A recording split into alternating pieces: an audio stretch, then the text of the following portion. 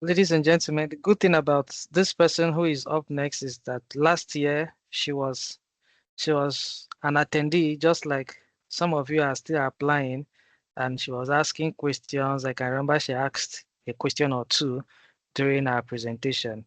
By the grace of God, today she's here on the other side as an awardee, and she'll be telling you her interview story and giving you a few tips. So, Sylvia, if you could kindly unmute and if convenient, turn on your camera and make your presentation. Hello, can you hear me? Loud and clearly.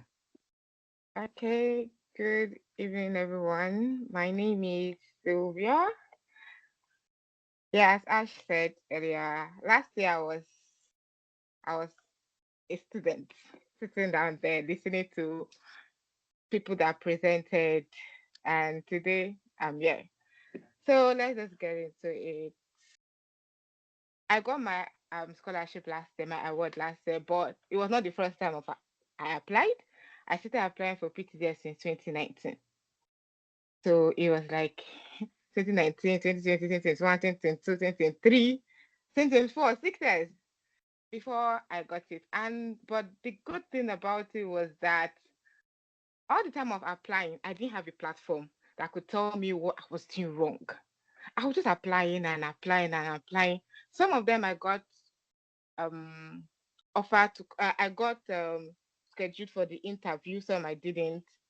And but last year a friend of mine sent me this link. I joined it. I joined the conversation, and I saw a lot of mistakes that I made in my application, and I was like, God, ha! But the good thing about it was that I think during our time we were allowed to make some changes after after we're scheduled for the interview. Yeah, we were allowed to make some changes, like your location, like where you want to do our interview and stuff. We were allowed to do that.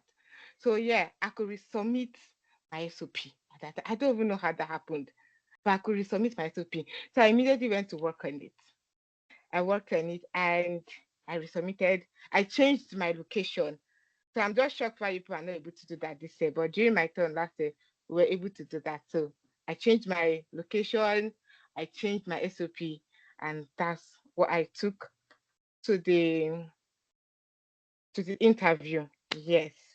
And so during the interview, please dress corporate. Like I wore heels. I dressed corporate. I wore suit gown. Like, it was serious for me because I already said it that this is going to be my last year. I'm applying for this thing because I've applied for 6 years and I was so frustrated. So I dressed. I was ready. My SOP was in the back of my head, like front, back, middle. And the thing about your SOP is that say things you can explain. Not know your SOP. Say things that you know. And so if I didn't say I'm a finance person, accounting, because I saw someone asking, did anybody apply for oil and gas accounting? Yeah, that's what I applied for, oil and gas accounting. So when I got into or when it was my turn to be interviewed, I went in. I was so nervous. I stood up. My interviewer told me, sit down. I sat down. It was three panelists. Yeah, three. One asked me for my certificate, my WAEC. Yes, the funniest thing is that I combined results, both my WAEC and NECO. So you can combine it. You can combine it. Don't let anyone tell you that you cannot carry two of them. See the one you have, because I think my English and maths was good in my WAEC. Then my NECO, I think my economics, commerce was good there. I combined both of them and they took the best from both of them. So yes, you can combine your results. Like you just carry the best result. Even those that say they have two WAEC, carry it. Just carry it. Let them pick. Because they'll always pick the good ones. And yes, I did my interview in Abuja. I think one of the good things of going to Abuja that they're calm people, that settled people. They don't really they don't really stress you that much in Abuja.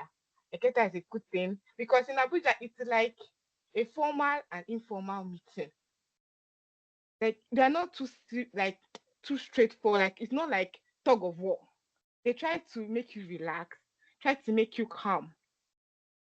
So that's one thing about people, the person that actually reviewed me, because he saw that I was staggering. I was shaking. Man was shaking. The man was just saw me. It was not like, okay, calm down. That time that, okay, tell me about yourself. I started staggering. I did not know what to say. Like I I was stammering. He now laughed and like, okay. He now took my SOP. He now said, okay, your name is Sylvia, right? I can see that you have a very good SOP. Yeah, so tell me about your university. How was university like? And that conversation with him just calmed my nerves. And I started talking. I started talking about my school. I talked about myself. I talked about my career, how I've grown, all the companies I've worked in. Then I started talking about the relationship between what I wanted to study with oil and gas and with Nigeria. Very, very important. It's very important. Try to link them up. What you're studying, importance of oil and gas and to Nigeria. Try to link it up. I'm a finance person, and what stood me out, I guess, I'm not sure, but I've worked in oil and gas a little bit, and I've worked in the finance department a little bit. So I could tell him some things that I felt needed to be changed. So I think that made him like, okay, okay. And when I told him that, okay, I've worked here and I've seen this, I really want to change this. This is why I feel going to UK, learning oil and gas accounting, and bringing it back home will really, really be a good thing. So the man got, to tell you the further, the person that was interviewing me, it's not an accounting person. He's nothing. He's not an accounting personnel. He's an engineer. So he was shocked that I was able to link finance to engineering. It was that funny that I started linking it to distillation, petroleum distillation. I was that ready for them. I started linking it. And it was for the man there laughing that, how do I know so much about this? Honestly, my sister is an engineer and she talks about distillation, how from petroleum, how you does distillate, how you measure it, how I started converting it to money. If you have a better accounting system, we're able to be accountable for our finances. I started talking about the Finance Act, why it was changed, the things that needed to be that needed the reform, a lot of things. I think I even talked too much, Seth. But the man saw that I was fidgeting, so he calmed me down again. We continue. But the truth about it, don't talk too much. Don't say too much. Don't say something you can't defend.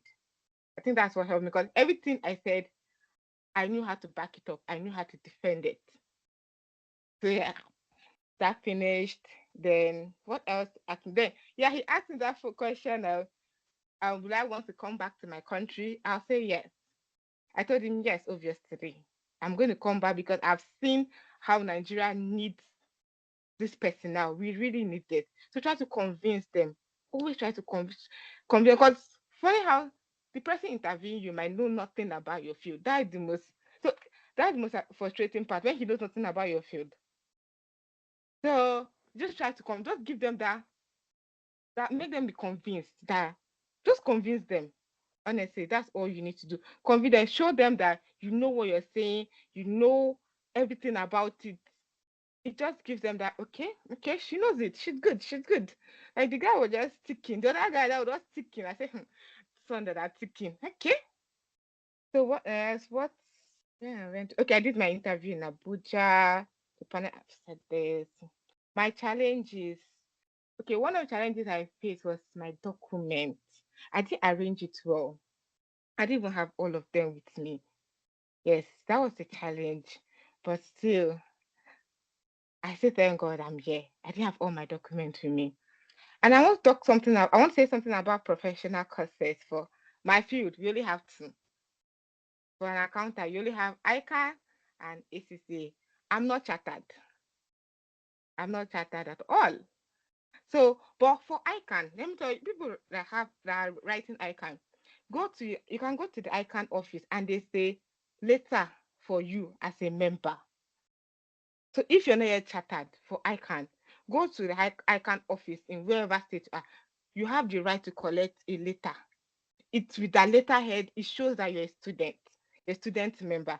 And then I submitted that to the man. The man smiled and said, okay, at least I came with something.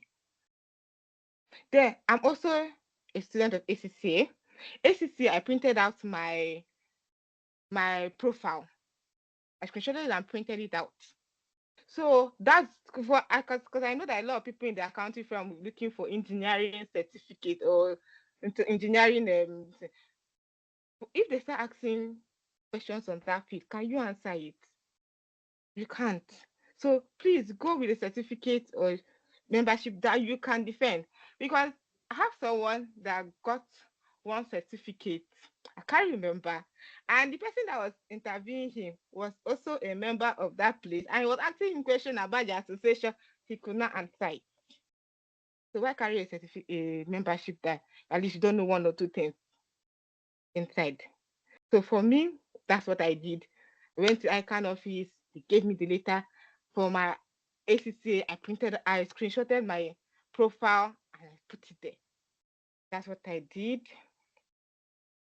Steps I took to be prepared. See, honestly, steps I took to be prepared. I just kept praying and I tried to be calm because it was my sixth time of applying. And honestly, I was frustrated.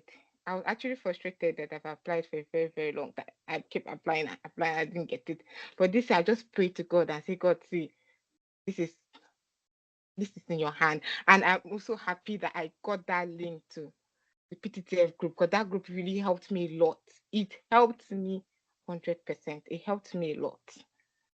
This group actually it helped me a lot. This interview helped me a lot to see my flaws and everything I did not know that I was doing wrong. Yeah, so final word of encouragement, just pray and be ready and just know what to say and know how to defend it because it's what you tell them that will make them give you the scholarship. If you can't prove to them that you're a right candidate, legit, they will not pick you. Okay, Ash, I'm done.